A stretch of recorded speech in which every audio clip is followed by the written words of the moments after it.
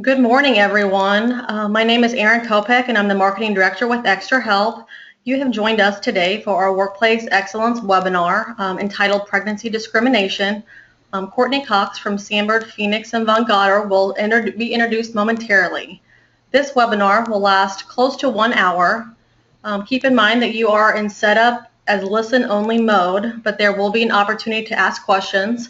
You can ask questions with the question box there you will see on your control panel.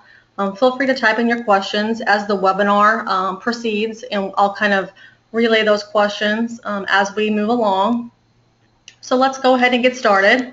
Courtney Cox joined Sandberg, Phoenix, and Von Goddard in 2010 as a shareholder. Prior to joining the firm, he was the United States Attorney for the Southern District of Illinois, where he oversaw 35 assistant U.S. attorneys, along with other staff who served the federal district that covers the southernmost 38 counties in Illinois. Courtney was appointed to this position by the judges of the United States District Court of Southern Illinois. In this capacity, Courtney served as the Chief Law Enforcement Officer and was one of the founding members of the Violent Crime Task Force, an organization dedicated to reducing violence in the East St. Louis area. In addition, Courtney played a big role in prosecuting sex offenders and online predators for child exploitation while personally working with parents and children on the importance of internet safety. Before assuming the duties of United States Attorney, Courtney served 25 years as a private practice attorney in his hometown of Benton, Illinois. Here, he concentrated his practice primarily in civil rights and employment law litigation in federal court and has successfully represented numerous businesses in Southern Illinois. Thank you for joining us today, and I turn it over to you, Courtney. Good morning. Thank you, Erin. I appreciate that. Glad to be here with you. And today we have a very interesting topic that deals with the law that was passed the beginning of this year here in Illinois. I'm going to, there we go, tell you that the law was actually passed a year ago in August. It became effective in January of this year, January 1.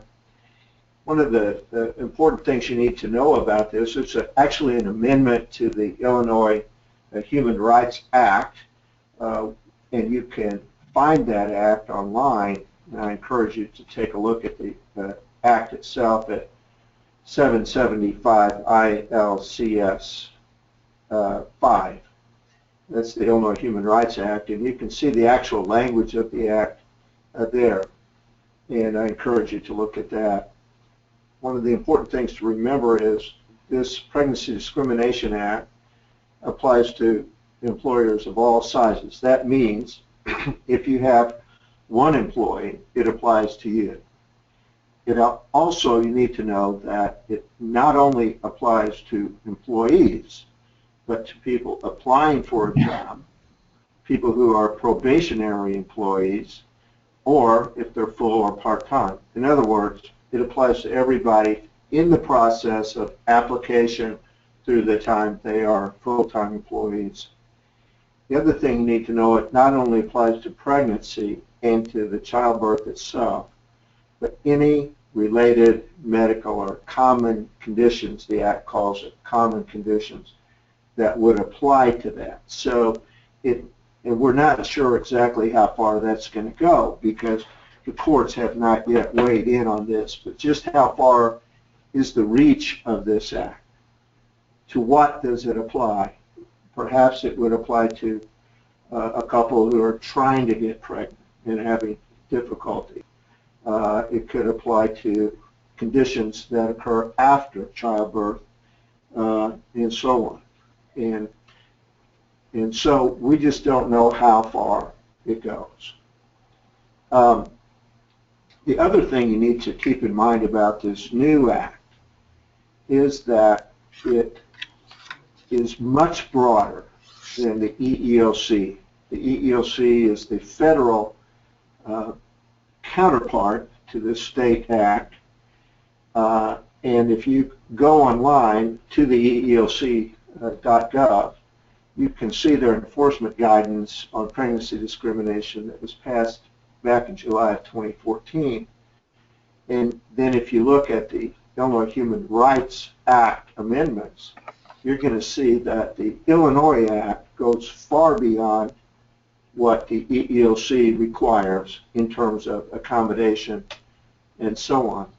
One of the things about the new act in Illinois is that it has very specific examples of what your obligations are with respect to accommodation. And it has very specific things that you can be required to do, which we're going to talk about as we go forward. I just went a little bit too far. There we go. For example, in terms of accommodation, more frequent and longer bathroom breaks, breaks for increased water intake, breaks for periodic rest, seating. Those are would be common accommodations even without the act. I think most employers would be sensitive to that, and they seem to be more of a common courtesy for somebody who's pregnant. Assistance with manual labor is something that's a little different. And the question is, how much assistance?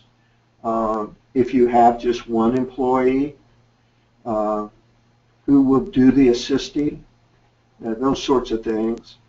And if you look at the Americans with Disabilities Act, which is sort of a counterpart in terms of reasonable accommodations, that act requires that you be able to perform the essential functions of the job in order to be a qualified individual, which means you have to be able to perform manual labor without assistance if, in fact, that's a part of the essential function of your job. This eliminates that and says that you, if it's a requirement of the accommodation that you're dealing with, provide someone to assist this person with manual labor. And of course, expressing breast milk is actually covered by another act in Illinois you may be aware of, but they have included it here, and it's important to understand that that has to be in a non-bathroom area and it has to be private. The other act in Illinois that covers that is the Nursing Mothers in the Workplace Act, and it has to be a reasonable break time each day, private non-bathroom area, and so on. There is an exception in that act if it would unduly disrupt business operations, but that's probably unlikely in most cases. There are some more examples of things that the Pregnancy Act actually specifies as types of accommodations. Light duty, we hear this phrase mostly in workers' compensation situations where an employee is assigned to a different job that requires less physical labor. Some employers provide light duty in work comp situations and some do not. They're not required to provide it, but under this act, for a person who would be covered by the act, they would be required to provide some sort of light duty position, which can include a temporary transfer to a less strenuous, less hazardous position. Accessible work sites would include making the work site available, physically available to somebody. And that can include equipment such as different kinds of seating, different kinds of perhaps standing desk, those things that make it more accessible. One of the interesting aspects of the reasonable accommodation suggestions or possibilities that are outlined by the Act is job restructuring. We're not quite sure what that means. Does it mean that you change the job in such a way to accommodate the person? How does that fit in with the concept of being able to perform the essential functions of the job? If you have somebody who has to do a certain task and can no longer do that task, do you have to bring somebody in to do it, restructure the job so that it no longer requires that? We're just not certain. And I think this is one area where we're going to see in the future some cases where there's a disagreement about what that means and just how far the employer has to go to provide job restructuring as an accommodation. So that's an area I think we're going to see some activity in. There we go. It's important to understand what are not accommodations. You don't have to create a different position. It says creating additional employment opportunities. That means creating a new position, a new job. You don't have to let another employee go or transfer another employee in order to accommodate this employee. You don't have to promote an unqualified employee unless, and there's always an unless in these things, it seems like, unless you do that for other employees who request accommodations under some other law. So promotion can be an accommodation. In other words, move them to a better job, but only if they're qualified for that job. So there we go. That's going to be perhaps a battleground because it's hard to imagine that you would see a promotion in a situation that's likely temporary, and most of these accommodations are temporary accommodations until the situation changes. Promotion is a permanent or more permanent type of activity because the person's going to stay in the promoted position. Undue hardship is always, in any accommodation setting, undue hardship is always the defense of the employer. You're asking me to do something that's going to cause an undue hardship on me. And when we look at undue hardship, the principal thing, and the Act actually talks about the definition of undue hardship. We talk about something that's either prohibitively expensive or it's disruptive to the workplace. And in considering what's an undue hardship, they look at the overall finances of the facility. They look at the number of persons that are employed there. They look at what the effect of the accommodation would be on the financial resources of it, and they look at the overall picture of the business to determine this. The burden of proving what is an undue hardship is on the employer. In other words, if the employee says, I want this accommodation, the employer says, I can't do that, it's too expensive, you're asking me to spend more money than I have to accommodate you, then a burden is on the employer to make the case. And that's laid out in some detail in the Act, what those considerations are, and so on. One of the things we have are the nature and cost of the accommodation, the financial resources, and also the type of operation that the employer is engaged in. So that is always a battleground for litigation about what is and is not an undue hardship. We see that in other acts also, the Americans with Disabilities Act and so on, that's a fertile ground, and we expect to see some cross-looking by the courts in Illinois to federal law under the ADA of what's an undue hardship, to get some guidance as we move forward with that. Here's a unique feature of the Act that's very, very important for you to understand, and that is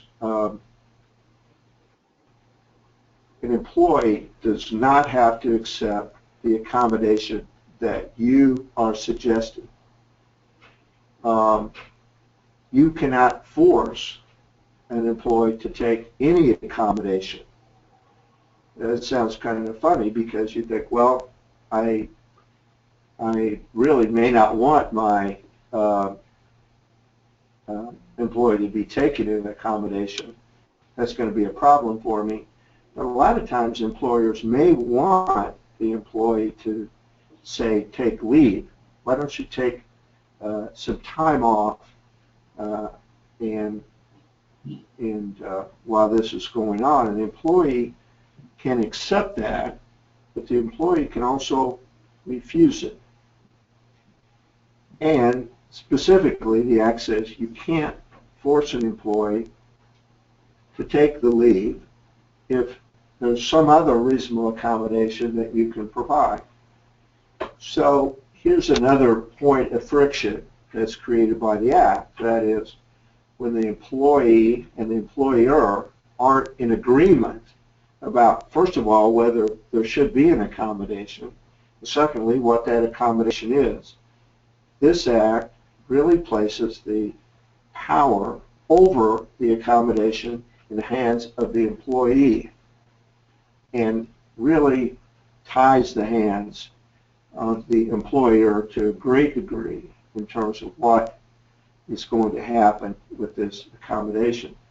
And let me just say this right now is the process of dealing with what is or is not going to be the accommodation has to be a process built around communication between the employee, the employer, and the employee's treating physician.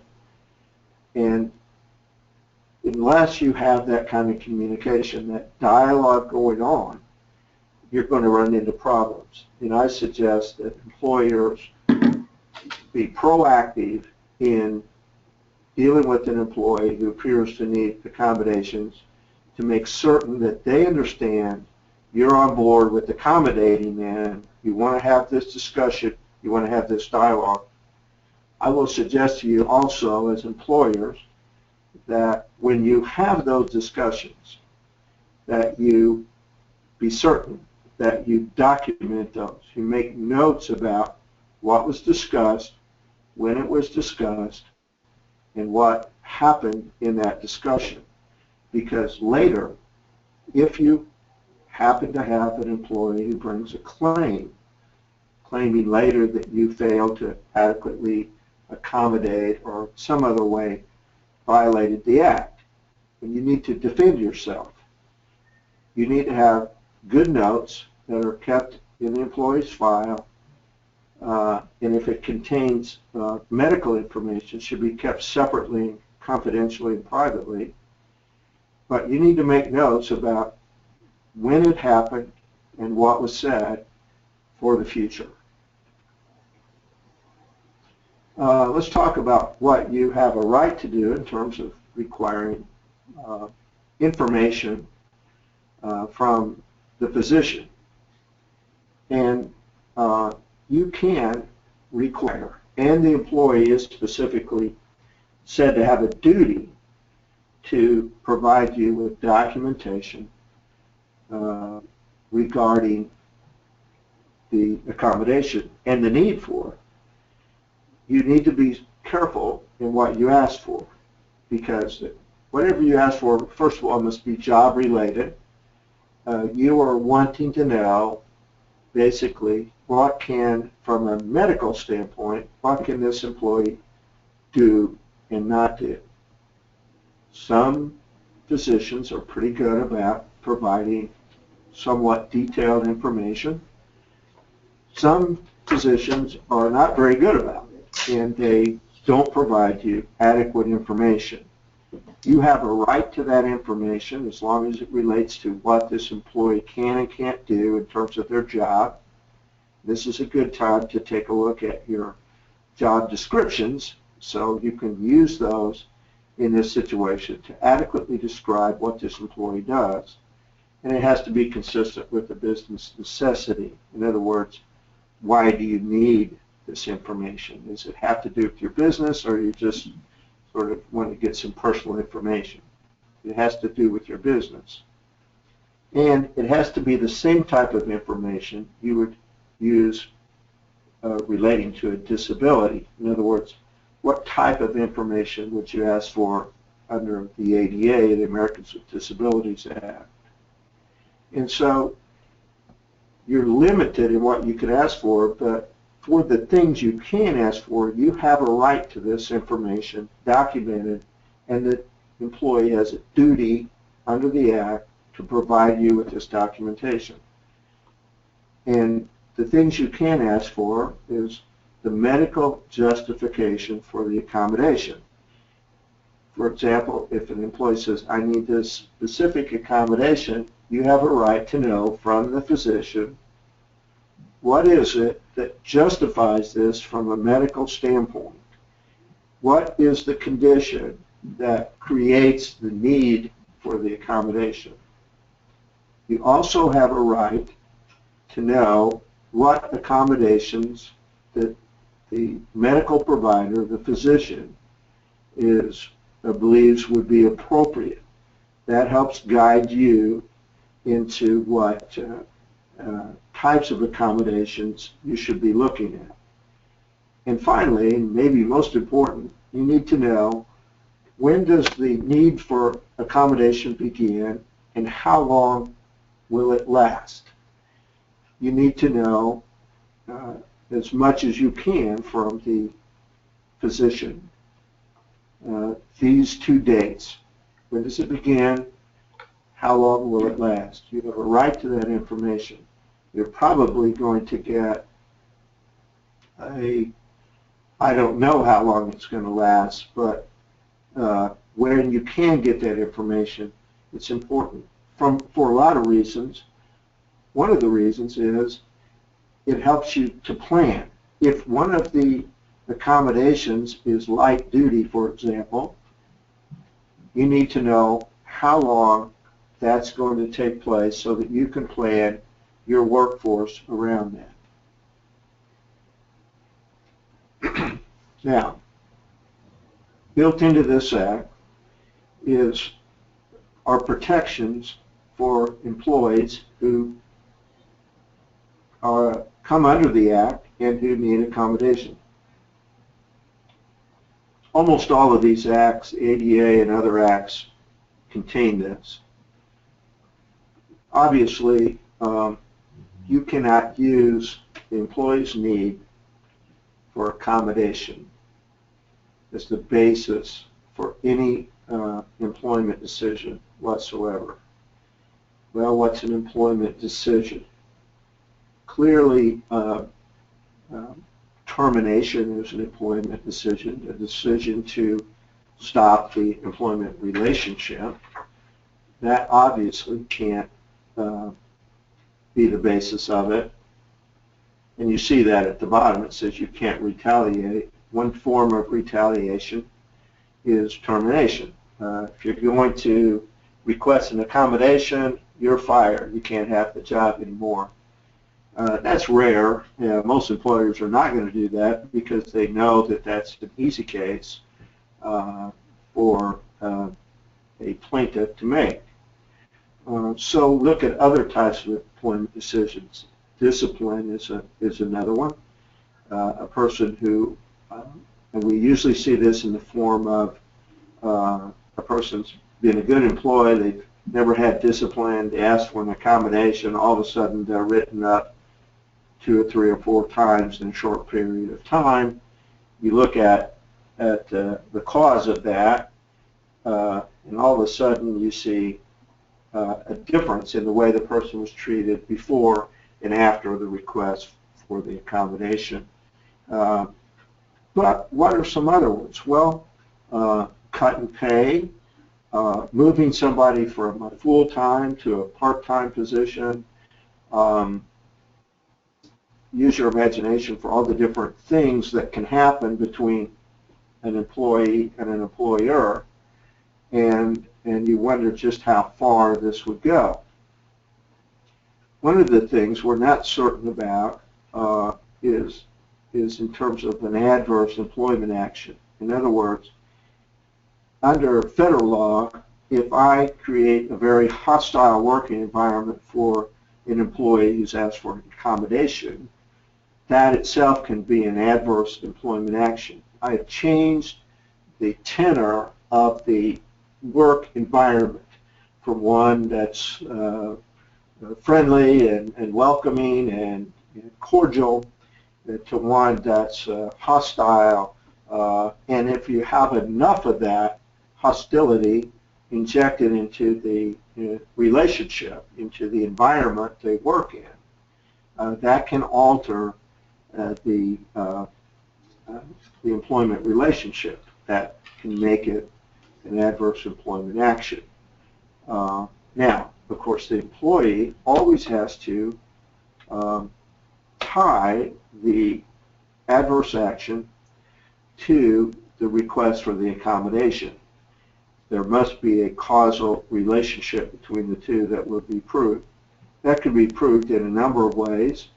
One of the ways it can be proved is if there's some document or statement someplace that says, look, you've asked for this accommodation, and as a result, I'm going to let you go. That's an easy one.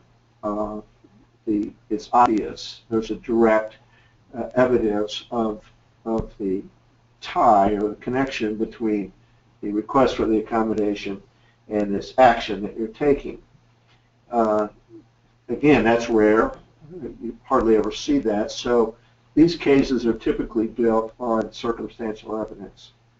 And that is a series of events all put together that create a picture that show the connection. They may, I've heard it described as sort of a montage of things that sort of come together to create a picture of what's really happening. And so you as an employer need to document very well your employment actions. You need to document those issues leading up to it. For example, let's say you have an employee who is, in addition to requiring an accommodation, at the same time not doing a very good job at their job. Let's say they're making a lot of mistakes in their job. They're not attending to what they need to attend to. You need to document those things when they happen so that you can show, if you do have to take an adverse employment action, that you have well documented the issues leading up to that. And I will tell you that you need to be very cautious that you counsel the employee and write down the counseling information, when it happened, what was said. You need to make certain that the employee knows they're being counseled for these specific issues as you go along, and you just have to be very careful that you have made your case in writing. One of the things I always tell clients is that I look at all this from the courtroom looking backwards, because if I'm standing in the courtroom with you defending you against a claim that you have violated the act because of the request for accommodation, I have to have in my arsenal to defend you the documentation that supports everything that you do. If I don't have that, I found that juries don't believe it happened unless it's written down. So I document is my mantra for my clients.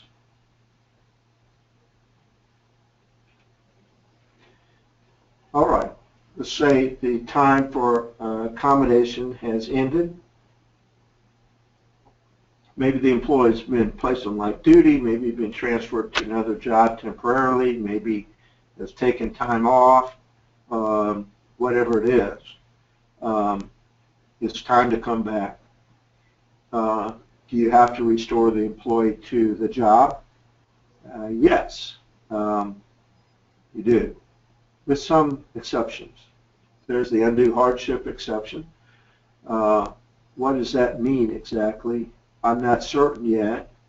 I think it's going to be on a case-by-case basis. Let's say there's only one employee in the business.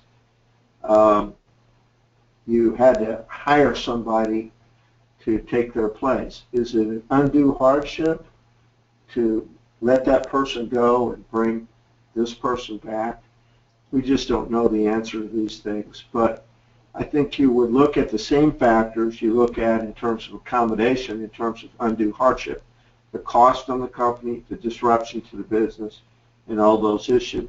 But I will tell you that more than likely, you're going to have to bring that person back to an equivalent position. It doesn't have to be the same job. It has to be an equivalent position. It has to have the same pay. They get all their seniority, get their retirement, fringe benefits, so on, as though they never had the accommodation. Well, what's an equivalent position? Let's say that you have shift work at your business. A person may have been working days, and days are generally considered a desirable position as opposed to, say, a midnight shift. You say, okay, I don't have a position on days. I have a position only on midnights. Will you take that position? Is that equivalent? Is it the same? Well, it depends. It depends. You may have an employee that would prefer that shift, and there you don't have a problem, but more than likely you're going to be met with an argument. This is an equivalent position because it's at a different time of the day, a less desirable time of the day. So this process of returning the employee to work is very much like the process of coming up with what's the accommodation. In other words, you have to have a dialogue, ongoing dialogue with this employee. And I will tell you that from the time the employee comes to you with the request for the accommodation through the time the accommodation ends and they return to work, you need to be talking to this employee on a regular basis about what's going on with them, touching base, finding out what's happening, and be planning ahead for the time when they return to full duty and the accommodation goes away. In other words, don't wait until they show up one day and say, I'm ready to come back to work, and then start talking about it. Plan way ahead, plan all the way along, communicate so that nobody's surprised at the time it happens, including whoever's doing the job in the absence of this employee if they're on leave. So restoration occurs when the employee comes to you and says, I need to return to work, and the need for accommodation ceases. One of the things I want to say about that is that you need to, at that point, be certain that you have adequate documentation from the physician about the ability of this person to come back to work without restrictions. You may find, as you go through this process, that the accommodation changes during the period. In other words, a person's physical condition may change. The person may have to be on leave for a while, and then the doctor believes that they can come back and perhaps have light duty. And then perhaps they can go back to their regular job if they have breaks or rest periods and so on. So don't think that there could be just one accommodation. Also, in addition to the accommodation changing as you go along, you may also have a situation where there is more than one type of accommodation occurring simultaneously. You may have a light duty accommodation, and in addition, or on top of that, have some sort of rest period built into that. I want to really stress that these accommodations and the way this is set up in this Illinois Act are so far-reaching in terms of what you may be required to do. They're far beyond any other accommodation act I've ever seen, and we just don't know how broad this is going to be. There will surely be instances where the employers are going to fight back and say, this isn't working, it's an undue hardship, and those are going to be dealt with in the courts or in the Human Rights Commission. Another feature, as you see on the screen now, is the need to do two things. One, you have to have a notice posted, and I hope you already have these. If you don't, you can get these online and put them with your other posters that you have there. But you have to have the notice posted. You can get those from the Department of Human Rights. That's one thing. And if you don't have that posted, it's a violation of the Act, and you can be charged with a violation of the Act for not having it posted.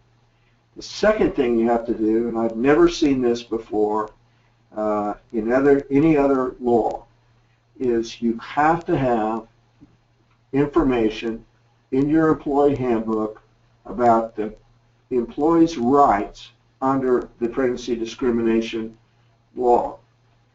Now, unfortunately, although they put that in the Act, they didn't tell you what you need to say in your handbook.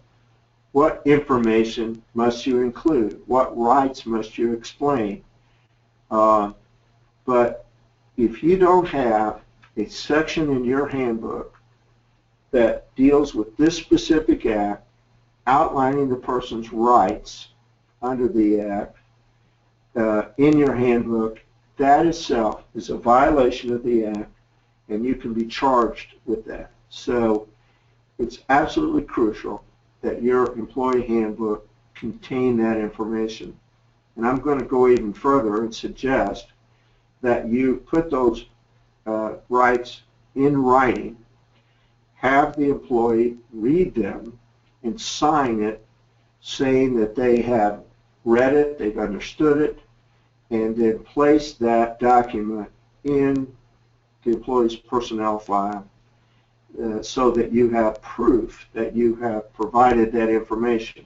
It still has to be in your handbook, because anytime a charge is made with the IDHR, the first thing they're going to ask you is, show us your handbook, and number two, do you have the notice posted? That's the first thing they're going to want to know, and you're going to have to produce that handbook. Now, I've worked with a number of my clients, various businesses, to help them put together the language that they need for the handbook, and I'm happy to do that for any of you if you want to contact me. But you must make sure it's there. It's not something you should put off. It's something that you should do right away. Okay, the employee brings a claim.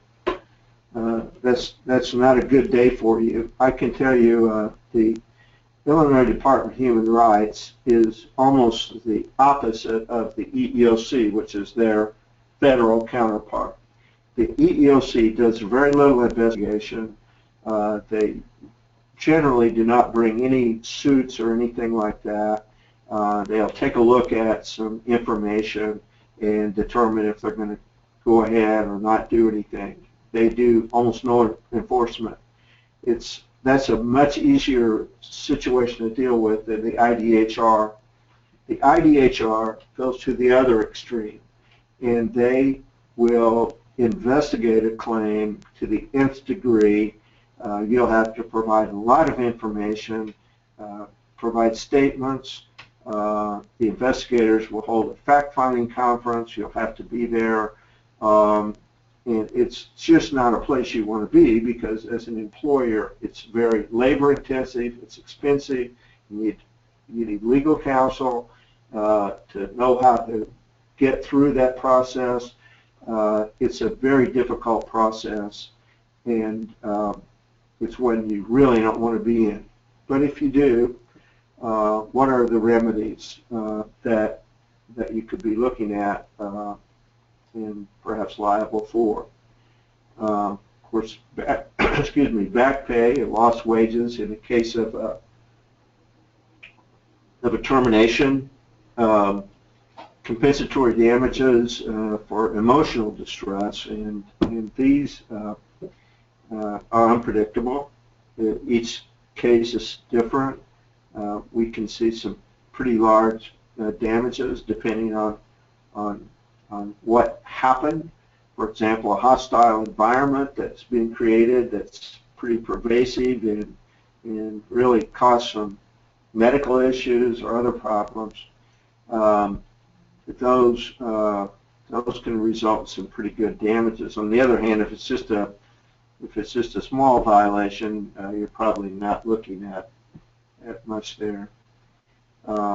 The big problem for a lot of cases is the attorney's fees and litigation costs. In other words, the damages for the employee may be relatively insignificant, but the attorney fees and litigation costs can be quite high, and you could find yourself not only paying your lawyer, but paying for the lawyer of the plaintiff, and that's not a good place to be. And then finally, one of the remedies, of course, is you have to bring the employee back to work, give them their job back in the case of a termination. It could also be that you might restore them to their, if you've moved them to a different job that pays less money, you may have to restore them to their pay and make up the difference. In other words, it's kind of a make-whole process where you're making the employee whole, putting them back in the position they wouldn't have been in had you not violated the act. So, one of the things we do in our law firm is we help employers both with their policies, their handbooks. One of the things I can say to you, and nobody likes to have to hire a lawyer, and I'm sort of making a commercial here, I don't really mean to, but whoever your lawyer is, and we're happy to be your lawyer if you want us to, and you already may have an attorney, but I encourage you to do this, whether it's with us or with an attorney you already have, is that you first sit down and review your handbooks, review your policies, make sure that you have completely complied with this act, make sure you have your poster up. Then you need to train your supervisors and staff on this act, because inevitably the way this works is the employee needs the accommodation, they go to a supervisor, and the supervisor says, we're not going to do that, we don't have to do that. Well, under the act you may have to do it, so your supervisors, your staff people, the people dealing with your employees need to understand this, they need to be trained on it. They need to know when you get a request, maybe the easy way is to say contact the HR department or contact a certain person and let them take care of it. And in any event, the best way to get sued is for your supervisors or staff not to know what to do when they get a request for an accommodation. So in addition to advising your employees about it, you need to also let your management people understand what to do, how the act works, and what's going on. We can help with that, do the training, or we can help you get ready for training that you might want to give. And also, of course, if you have a claim that's brought, get that to your attorney as soon as possible. It's a very difficult process going through the IHRA. An attorney who's familiar with the investigators as we are and familiar with the process can help you avoid a lot of pitfalls as you go through that process. So whether it's us or whether you have your own counsel, make sure that they know about the claim, and as soon as it comes, in the event you have a claim brought against you. So that's pretty much what I have to say. I'm happy to answer any questions that you have. All right, if anyone has any questions, feel free to type those in the question box on your control panel, and we'll try to answer those the best we can. Courtney, there was a couple questions on making the PowerPoint available. What are your thoughts on emailing that out, or what typically do you do? Typically what I do is I ask people if they're interested in the PowerPoint, and I'm happy to share it, to send me an email, and then I will send that to you by email. And of course, if you have any questions, I'm happy to do that, to share that information with you the best I can by email as well. I was just looking on here to see if my email address is on here. I don't see it. I don't think it was. So I'm going to go ahead and give that to everybody. My email address is ccox, that's CCOX, at Sandberg Phoenix, and that's all one word, Sandberg Phoenix, .com. And you can see on the slide I have up here at the bottom it says Sandberg Phoenix. .com. Just put ccox at sandbergphoenix.com.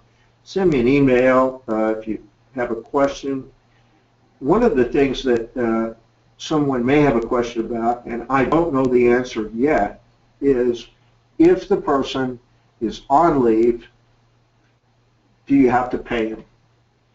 And the Act doesn't specify that, and I believe the answer, and when you look at the regulations under the Act, the answer to that is, what would you do to somebody who's on leave and for some other reason? You have to treat them the same. If it's unpaid, like FMLA is unpaid, if you don't pay them for that or for other types of leave, you don't have to pay them for this leave. Also, they could use paid leave, for example, sick days. They can use vacation days if they have them. But I don't think you're required to pay them what you would normally pay for other types of leave. That's an important point. But I'm happy to share the PowerPoint with you, talk with you about it. We're happy to provide representation if you want to explore that as well. And so I see you put that there. Thank you. ccox at sandbergphoenix.com. We do have a couple more questions coming in. Sure. If an employee is not eligible for STD or FMLA, do you still follow the company's attendance policy if the employee is absent? That's an excellent question. I had that come up in a recent seminar. This leave, if one of the accommodations is leave, in other words, you're not at work, this is in addition to any other leave, family medical leave, sick time. The accommodation is you give them leave. And the thing about it is, for example, with the FMLA, if you qualify for that, it's 12 weeks. That's the limit. There is no limit of the leave for this. This is in addition. If that's the accommodation, this is in addition to any other leave, and it's unlimited in time.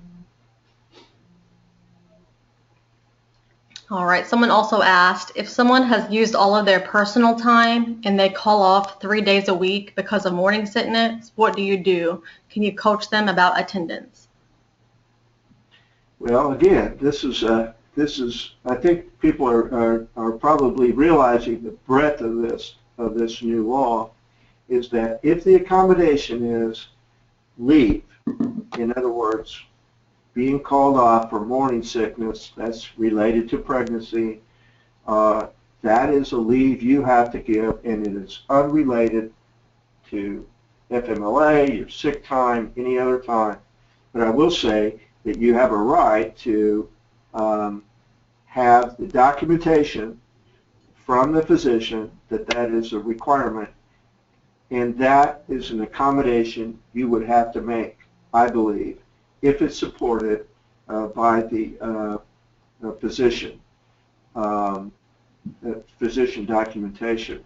But just to make very clear, this leave is not tied to FMLA, your sick time, your vacation time. They, as an accommodation, are entitled to leave if it's supported by their physician's documentation and opinion. That's probably not what everybody wanted to hear. All right. Anybody else have any other questions? We'll give you a couple more minutes to get those typed in.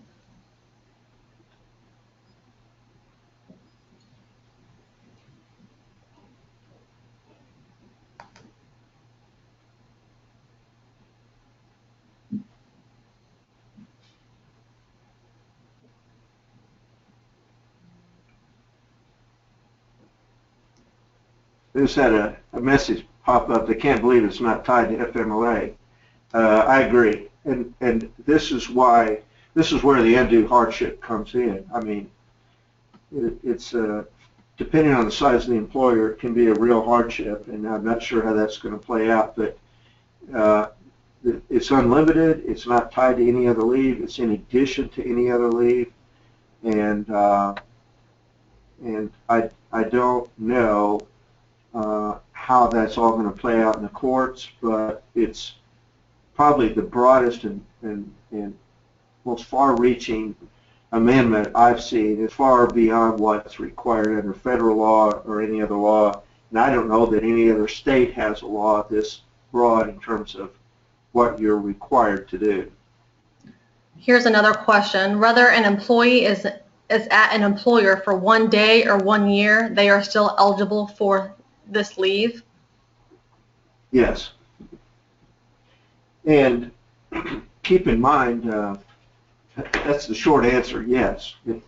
1 day, they're entitled to not just to leave, but to these other accommodations. You know, leave is only one type of accommodation that's available. It could be that, you know, you have to restructure the job or something, but it triggered as soon as they become an employee. And again, going back to what I said at the very beginning, it doesn't matter if they're a probationary employee, a part-time employee, a full-time employee, or even a job applicant.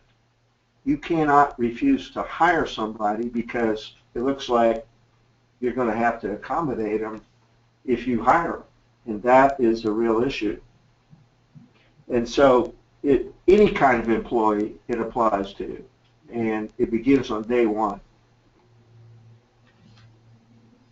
All right, I don't see any other questions coming in, so we're going to go ahead and wrap up. Anyone that has questions or would like a copy of the PowerPoint, feel free to email ccox@sanfordphoenix.com. And I believe that's it. Thank you for tuning in today. Thank you all. Thank you. Have a great day.